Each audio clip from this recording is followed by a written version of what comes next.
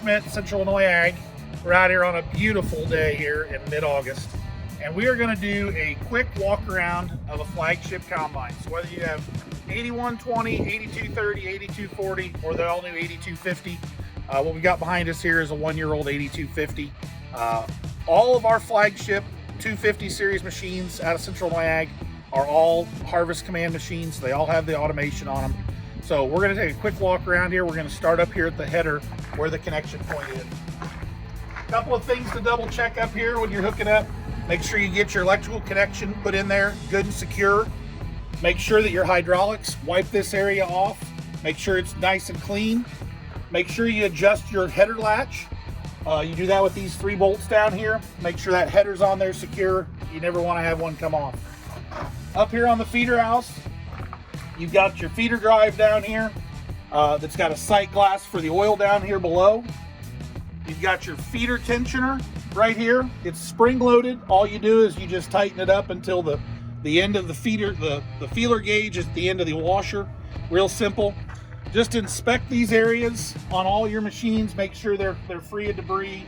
If you've got an oil leak or anything like that, let's address it here before the season. As you come up through the machine here, you've got your top sprocket drive and your rock trap drive. On the 250 series, this is all completely redesigned. It's couplers, not spline shafts. So if you've got an 8010, 8120, a 30 series or a 40 series, you probably need to make sure that's inspected. We do see wear in those areas. It is a timely and costly downtime if those are worn, but we can take care of them relatively quickly in the shop in the preseason. So if you have any questions as far as that goes on your older machines, let us know. We're doing a ton of inspections and a ton of in-shop work right now. So give us a call. We can come out and inspect if we haven't already done your machine. So the one thing on the feeder chains on the flagship machines is when you think that they're tight enough, go just a little bit more. That'll help to take any noise out of the feeder house. So if you get any of that chain slap, make sure you adjust it. Double check both sides, make sure they're the same. If you ever have one jump a cog on the sprocket, it's real simple. Just to you let the tension off of it, use a pry bar, pop it back over. You remove the covers up here on top to do that. So we'll move back here along the machine. This combine's equipped with the Goodyear LSW tires on them. Make sure you guys, whatever tire you've got, make sure you're setting your tire pressures correctly. Nobody wants to have downtime because of a flat tire or a ruined tire because of underinflation or overinflation. So double check your owner's manual. It'll tell you exactly what to put on those for PSI. So as we move back through the machine, up here on the unloading auger system, most of our flagship machines have the 2-stage unload system. So you've got 2 chains up there. They're all on spring-loaded tensioners except the bottom chain. Just double check and make sure you keep those tensioned properly. We highly recommend you oil those daily. And if not, what you need to make sure you're doing at least annually is just replace the chains at the end of the season before you start over. Small expense for extend the life of the machine and minimize any downtime. As you move into the rotor area, all of our rotors and all of our cages on the flagship machines have a small wire in the front right, or a large wire in the front right, and then round bars, and then large skip wire in the back. We are playing with some other things this year, so we'll kind of update you guys as we go on what we're seeing. But double check anything in this area. Look for leaks, look for anything that could be hanging down. Maybe a mouse got in somewhere. Grab a hold of stuff, play with it, give it a wiggle. It sounds kind of immature to say that, but it's one of those things. Maybe you'll break something loose before you go to the season and have any problem. As you come back here, you've got your gear handle for your rotor speed. You got 1, 2, and 3. Typically for us, corn is number 1. Beans, you'll be in number 2. This is your stationary knife handle for your chopper. So up, in that up position, the knives are actually out. You pull the handle down and that engages the knife bank. So if you have the automation machine on the 250 series, you've got the movable pre-sieve. The buttons for it are right here located. If you've got a 240 or a 230, it's actually a lever on the back right hand side of the combine. This is an area that everybody questions every year. They'll call and say, I need to put my chopper in high or low for corn and beans. So what this is this is a plate. You squeeze that plate together and this slides back and forth across there.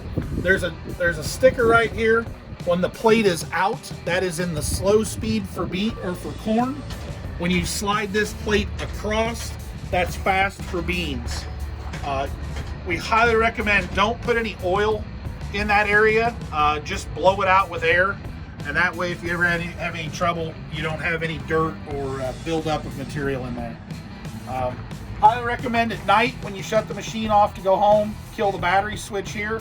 If you ever have a dead battery situation, there are jump start posts on these combines. Highly recommend using the jump start posts as opposed to going to the batteries. It is a 24 volt starting system. There's a possibility when you hook up to the battery, if you do that you can, there's a fuse that will actually blow back here to protect the system. There is a grease zerk up here on the chopper bearing. We highly recommend grease those every 100 hours or as you see fit. We highly recommend 100 hours though, just that way you minimize any chance. You've got two belts here for your chopper. Make sure you're inspecting those. Make sure you adjust the tensioners back into the position that they need to be in as well. As we come around to the back of the machine, on the spreading, this combine's equipped with the twin disc spreader. This is something we found very beneficial. We've moved all of our flagship newer machines over to this. Very maintenance free, very easy. There's nothing to really adjust or to mess with other than just the speed from the cab.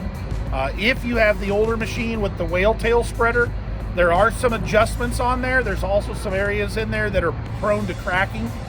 So make sure when you're getting the machine ready, you're inspecting that. If you need any of the new pieces up in there, there's a movable piece to help to throw and distribute the residue better. But make sure you're inspecting that whale tail spreader for any damage prior to the season. Up on top, just make sure you've got your air filters clean. Make sure everything's seated in good and tight. Make sure your clips are secure. That'll minimize any chance of getting any dirt up in there. And always keep your machine blown off throughout the season. It'll just eliminate any problems. As we keep coming around the machine, you've got your tailings processor in here. We remove the doors on them for cleaning and then for storage over the winter. So make sure you put all of your covers back on and get all your doors closed before you go to the field. Inevitably, I've done it. We go to the field and you put a little corn on the ground because you forgot to close one. So double check that. Clean grain elevator. Your chain tensioner is right here. The way to tell if your chain is adjusted correctly on your clean grain elevator is it should not be hanging down below the sprocket, but you should be able to move the chain back and forth across the sprocket. And you do that with that tensioner rod right here. Clean grain elevators have two speeds, low and high. Typically, most of our machines in Central Illinois are going to be on high for corn and low for beans. It's a very simple change. All you do is move a belt from the small pulley to the large pulley and vice versa. And that's how you adjust that. I highly recommend if you're going to be doing good, high moisture, high yielding corn, to put that over on the high side. It'll help to take the strain off the bottom of the combine, getting that grain out of there faster. Moisture bypass, and then on the automated combines, you also have a grain camera. Make sure that you're taking that out, wiping it down with a damp cloth. Make sure your bypass moisture sensor is clean. The fuse for this on the 250 series is actually up in the cab. On the 230, 240 series, it's actually down here. It's an inline fuse. I believe it's a 10 amp fuse. Up here in the cab of our flagship combine this afternoon, just want to show you a couple of things on the screen here, real simple. When you power up the machine, this is usually your #1 run screen right here. With the automation, it's laid out completely different than what on the 240 was, but you've got your rotor loss, you got grain quality, you've got sieve loss, you've got MOG, material other than grain, and then this is tailing sensitivity on this far right funnel. And you can touch these and you can adjust these on there. They recommend that most of these settings are set somewhere between 30 and 40 to begin with. What you want is when you're operating the machine, you want these funnels to be fairly full, about halfway. What that'll do is that'll allow the machine in the automation to make the changes that it needs to. You can scroll across the field or across the run screens here. You can set it up for your grower, farm, and field. Typically run 3 is our auto guidance page. Run 4 is usually our settings, header raise rates, sensitivities, things like that. Run 5, this was just a map, and then we had variety tracking on this machine last year. Run 6 is our cameras. This combine has a camera up in the grain tank, so you can see when the grain tank is full enough, and so you don't run it over. But the big thing for us, what I want you to go and do is go to the calibrations page and come up here. And if you got a brand new combine, we've probably been through a lot of these, but it's good to go and redo these, double check these, make sure, especially on a year-old machine or an older machine, go through and check them. CVT rotor and the feeder engagement, I highly recommend doing that when you're at operating temperature, but everything else you can do while you're sitting in the barn lot. Very simple to do, just follow the directions on the page. Yield and moisture, if you're doing your calibrations for yield and moisture, there's FAST, there's the Wizard, which everybody's familiar with the Wizard. It'll walk you through step by step. Or you can go to advanced, and that's typically, you come in, select your crop type, your grower, your farm, and your field, and then your task. The biggest thing I always remind guys is you cannot calibrate an active task. So you have to create a new task on your run page. So you create a new task here, and then you could go back and pull up that last task and calibrate. On your calibration page, you'll see one for nav. Highly recommend before you do anything there, talk to one of the guidance guys. If you're having problems, let us know. They will walk you through how to do this correctly to make sure that the combine is calibrated for auto guidance. Your automation, like this machine last year, was set up for performance. Target ground speed was 5 miles an hour. Max engine load was 100. The initial settings, obviously automatic. Adjust frequency is medium. This is how often the machine will look at the changes it wants to make. And then threshing condition, we were doing corn last, so it's set to easy. There are some sensitivities, as you can see. Rotor loss 35, sieve 40.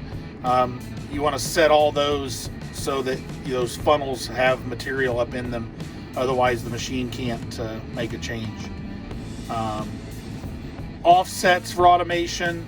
This is a status screen, just tells us if there's any problem. Ranges is something that we played with last year. We were one of the first dealers to have the calibration page of this. What it will allow us to do is it will let us set our range. So, example here is our minimum fan speed is 1,000. Our maximum fan speed is 1150.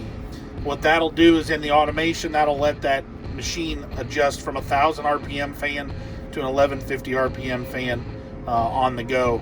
But what we've done is we're able to set minimums and maximums of where they go. We want the vanes to have 100% movement. So you just change that. So now the vanes are 0 to 100 of where they can move. Rotor speed, this one is set minimum 300, maximum 450. That's a pretty good range for what we operate in. But just jump up in your cab when you get time. Go through the screens, just refamiliarize yourself with the layouts. You've got your auto guidance switch up here that has to be pushed and held until it beeps. You've got your grain tank open. You've got your unloading auger open. This is your auto steer. This is your roading, your flashers, your beacons. You got your light switch and your air conditioner control over here. Remember, the dash is all laid out in segments. So you've got your header segment here. You've got your rotor and concave settings here. You've got your fan and sieve settings here. Your spreader. And then on this machine, it's got the 250's got a 2-speed transmission with a high and low. So on your 240s and 230s and 120s, you'll check those. You'll see that's all basically laid out the same, so it's very familiar. Highly recommend, get up in your cab, push the buttons, go to the calibration screen. Make sure you're calibrating the sieves. Make sure you calibrate your rotor. Make sure you know that position. So if the sieve is at 10, where is that at? Where is it on the opening? If it's at 25, where is it at? Just get in your mind so you know that. Obviously with the COVID stuff this year, we're not gonna have an in-person clinic. We're happy to come out to the farm and help you in any way we can, walk you through it over video chat or face-to-face. But there's a lot of things you can do on your own. I hate to say and get your book out and read it, but get your book out and read it. There's a lot of good things in there, maintenance-wise, calibration-wise, things that'll go quickly for you. Spend an afternoon walking around the combine, checking stuff over. If you need anything parts related or whatever, we've always got deals going on. The service techs are on the road. Our shops are full of equipment right now, but we'll get to you as quick as we can. So we're gonna move up here to the corn head. It doesn't really matter if it's Geringhoff or Case H corn head. As far as the maintenance, you obviously inspect your drive shafts, inspect your U-joints, check all your gear cases, make sure everything's in proper tension, make sure that everything's taking grease or has the oil level in it that they need to have. When you're checking out the front of your corn head, this machine, all I did was just put this on the combine for today, but we're gonna oil the chains. We'll make sure the deck plates all work. We'll blow everything out. Just get everything ready to go as much as you can prior to it. Everybody will spend days and days getting the combine ready. You need to be taking the same amount of time on your headers, whether it's MacDon or Geringhoff or a Case H header. So make sure your deck plates are an adjustment. They should be a little wider at the back than they are at the front. Make sure that your knives, if you've got a knife roll head, are adjusted properly. There's a lot of good information in your owner's manual that'll tell you exactly how that needs to be. If you've got a rotodisc head or a chopping head, make sure you're inspecting those blades. If you need us to help you on those, we sure can. But always make sure, get your pitch set right, make sure your augers are good, make sure your chains are good. Just double check all your oil in the gearboxes, anything you can do to minimize downtime. One of the other big things that we always preach to our guys and our customers is about safety. So anytime you're working on this stuff, make sure you got the header safety stand on. Make sure you're checking out all the lights on the header. Make sure you're checking out all the lights on the combine. Make sure your flashers, your rotating beacons, and everything like that is ready to go. If you have any questions, reach out to us. We're on social media everywhere. We're here at the store every day. Service techs are out on the road. Talk to your service managers. Let us know if you have any problems, any questions. Check us out at centralilag.com. You can look at our used inventory. We do have some new combines, or like new combines available, some 250s, some 240s that are ready to go to the field. So hopefully this was helpful. We didn't want to drag it out and make it real long and windy, but if you need any help, reach out to us.